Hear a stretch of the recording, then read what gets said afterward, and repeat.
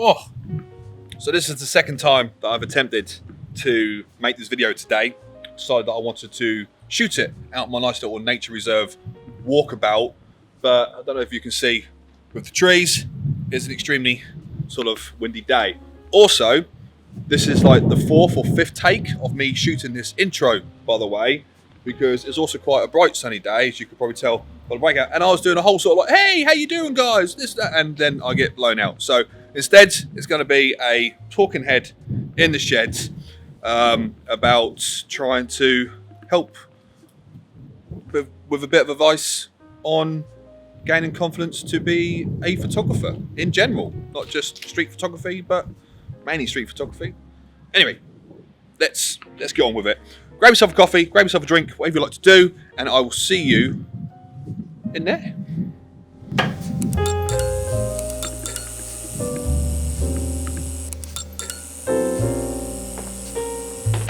Right then, so hi and welcome back to another video. It's a pleasure to see you all here. It's a beautiful day, isn't it? Absolutely beautiful. Like spring has definitely kicked in. And speaking of spring, I've actually got Pretty Fly for a White Guy by The Offspring just going over and over in my head at the moment. But just the opening bit, you know, the Honest Dos Tres bit, just constantly on repeat in my head because I watched a reel this afternoon with it on. But like I said, this is literally the second attempt that I've tried to make this video. I didn't want to make it in the studio / shed sort of environment. I wanted to sort of go out and shoot it out in the wilderness, in the wilds, but the wind is absolutely crazy. Didn't have time to go into the city just to shoot a video, so I thought I'd go to my local park, but I did a few sort of videos and then sort of had a look at them and you couldn't hear it, like the wind was just all over the shop. So yeah, so here we are in the sort of little studio thing again. So I hope you don't mind the sort of in the environment. It's a bit messy. I've done a couple of shoots here recently and like literally behind the camera it's an absolute state. So this is the reason why we are in this little sort of like corner in the room. But I'm making this video today because of a message that I received, or a comment that I received on one of my videos, where it sort of regarded somebody who was interested in doing street photography, but in their own words, probably paraphrasing a little bit, that they didn't have the guts to do it. And do you know what? I understand that. I do. I understand it completely. Because when I started doing street photography, I found it very nervy. I was very sort of self-conscious of being out in public with my camera. Of course, if you don't know already, I started off doing portraits and taking photographs of people in sort of parks, but it was just me and them. You know, if people walked past, they could see what I was doing, and you know, there wasn't any sort of like awkwardness going about. But when COVID sort of hit and we sort of got locked down a little bit, and I spent a lot of time perfecting my craft in this space, and then eventually Phoenix sort of kicked me out of the house because I was doing a nut-in and told me to start doing street photography because those are the type of videos that I saw on YouTube and I quite liked the genre of it. I did. I was very self-aware of me walking around with my camera. And what I would like to relay in this message today is for anybody who is interested in starting street photography, or anybody who is sort of like wants to sort of grow as a street photographer but can't quite take the step. Now, what I mean by take the step is quite simply, I think when most people think of street photography, they think of pictures of strangers doing random stuff, capturing their life in a particular moment, because that's what a lot of street photography is. You know, you look at some of the most famous street photographers, or the ones on sort of Instagram or any other social media, you will see that they are pictures of people shopping. They are people in the streets, they've got their umbrellas, they're in the rain. And that's what a lot of photographers and also photography fans class as street photography. And yeah, it can be very, very daunting, especially when you have a proper digital camera like a Canon or a Sony, something that's quite big and chunky, to sort of invade somebody's personal space. Yeah, a lot of it is very sort of like incognito, and you're sort of just stepping back a little bit, taking the shot and moving on. And you know, if you've got these sort of guts like a lot of my friends do, and they actually approach strangers and go, "Hey, you look great, can I take your photo?" You know, they're either going to say yes or they're going to say no. Who knows, really? But that isn't necessarily the only genre of street photography. And it wasn't how I started as a street photographer. And to sort of help grow your confidence, help grow your sort of your eye for detail and your talent, there are steps that you can take. You don't have to go straight onto the street and start shooting people in normal day life. You can sort of build your way up to it. And my advice for any of you who wants to start going out shooting street photography is start with the small steps. Like if you are nervous about shooting people, which I think is the main overall option of this, you know, start with the architecture side of it. Walk around your town, walk around your city, and start taking photographs of the buildings. Now, the reason why this helps, because not only are you getting used to being out in public with your camera, you know, you can be very sort of self-aware that you have this big camera and you're taking photographs in the big wide world. When you're in a studio settings, you can be a little bit more comfortable with yourself. You're a little bit sort of like, I can take my time.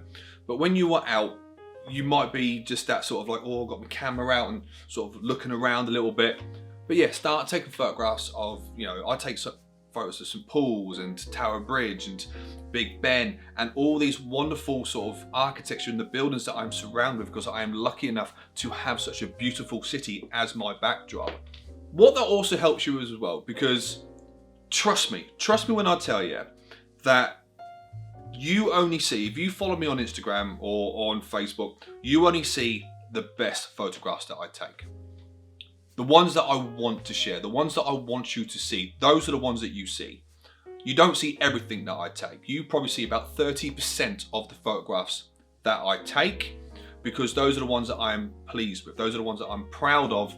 And trust me, even though I'm probably saying 30% now, when I first started shooting street photography, you probably only saw 10% of the photographs that I took, because a lot of them, in my mind, were boring. They were dull, they were flat. And one of the things that shooting the architecture started to make me understand is how to see the world as a photographer. Because I do truly believe that a photographer or a videographer sees the world differently. We start seeing leading lines in places, we start seeing angles, we start seeing these wonderful textures around us, and you know, you almost want to carry a camera everywhere that you go at any point in time, which technically we do with our mobile phones, and I quite often stop and take my phone out and take a wonderful picture, and that sometimes goes up on my social medias.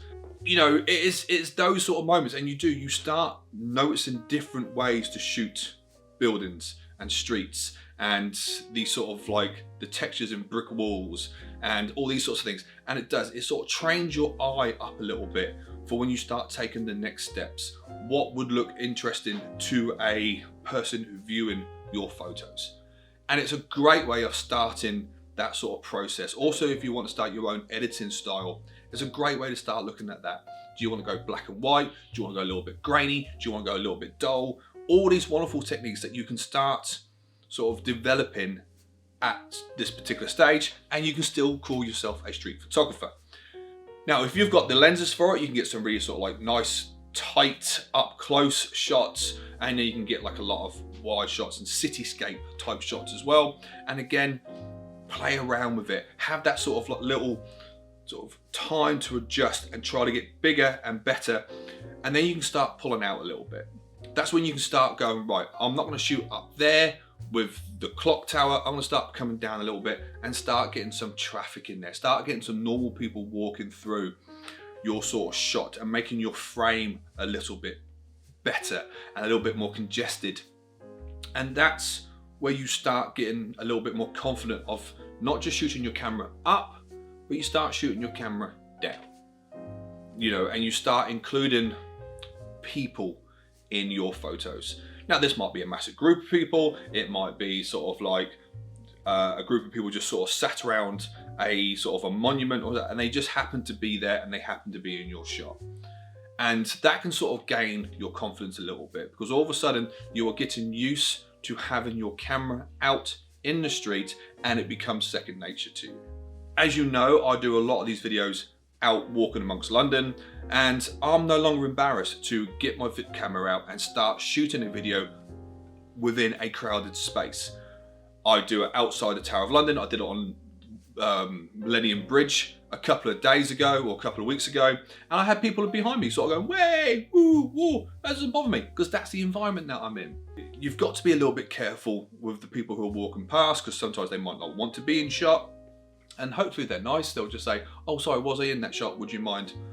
Yeah, no worries at all. And it's the same as photography as well. Like, if someone doesn't want their photograph taken, they will stop and they will tell you not to do it. And if they are nice about it and you are polite about it, you can just move on. It is not a kick in the teeth. Yeah, it might be an absolute banger, but do you know what? You can take it again, because you've got the parameters right, and you might even take it better the second time round with somebody who doesn't mind being in the shot. And yeah, and that's where you can start sort of like growing a little bit, so we can start getting a little bit bigger and better. But one of the best ways of gaining confidence in street photography and shooting people and shooting the streets and being out and about with your camera is getting yourself involved in meetups. 100% strength in numbers. If you're out by yourself, yes, you are going to be a little bit candid, especially if you're starting out and you're just sort of like, you're just sat there on a park bench going, oh, oh, oh. But when you're out with a group, when you're out with a sort of a flock of photographers, all of a sudden you don't feel so pinpointed. You don't feel like there's a spotlight on you, because there are other people doing it. And the wonderful thing about these type of meetups is that you will get all sorts of different levels of experience. You'll get some people who have done it for years who don't give a damn. They will literally go up to somebody and go, "You look great," or they'll just sort of see somebody sat on a park bench eating a sandwich, and they'll just go in front of them and take their photograph and walk away. And you're sitting there going, "Wow, you've literally just gone up to, no shame, no sort of hesitation, because it looks good. It's a moment in time." And all of a sudden you start developing the confidence yourself. Yeah, all right, after your first meetup, you might not be flying out solo doing it all by yourself straight away, but eventually you start gaining that confidence that what you're doing isn't abnormal. There are so many people with cameras walking the streets of this planet, taking photographs. Street photography is the most popular form of photography because it is the most easiest. You don't need to buy lights, you don't need to buy a set, you don't even need to buy an expensive camera. You can just take anything, a point and shoot, a disposable even, and go out and start shooting street photography. And you can develop your eye and your skills, and these are the skills that you can put into other types of photography, like fashion and cars and all sorts of these things. But yeah, and one of the wonderful things about meetups is that you might see someone taking a photograph of something that you wouldn't necessarily think of taking a photograph of. And you look at that and go, "Oh my God, that's sensational." And they talk you through their process. They talk you through how they see the world. And then also you start seeing the world the way that they see it. And then also your photography starts stepping up. The way that you take photographs, your skill set, the way you see leading lines, like I said before, and textures and all these sorts of things. And you swap ideas. And all of a sudden you can just feel yourself grow in stature as a photographer, not just a street photographer, but as a photographer.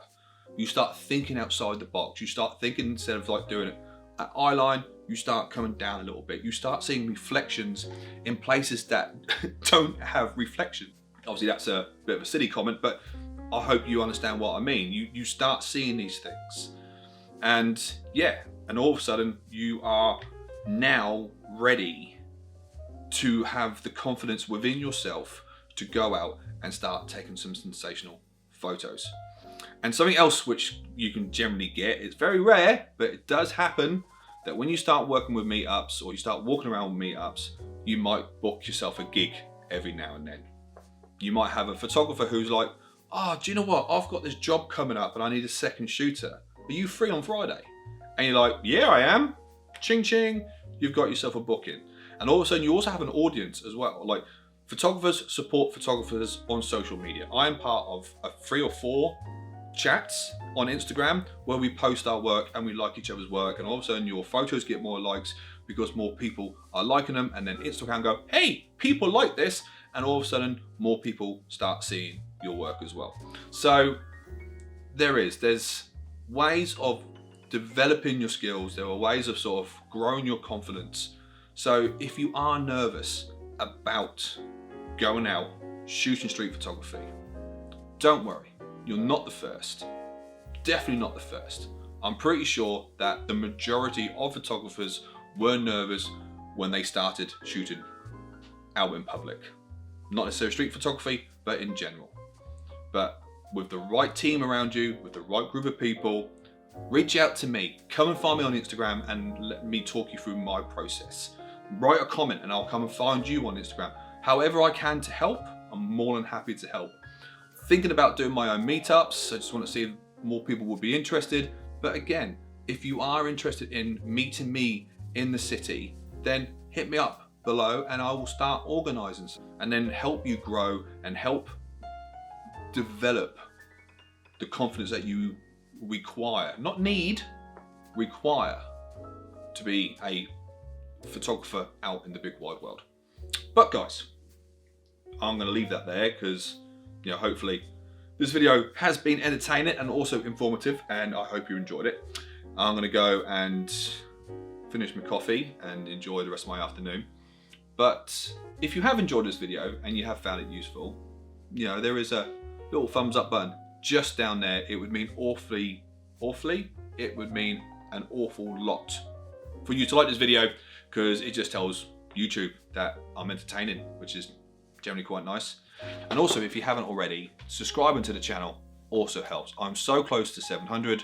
I am on the race to try to hit 1,000 subscribers before the end of the year, and that way I can, you know, start boasting that I've got 1,000 subscribers, which would be nice.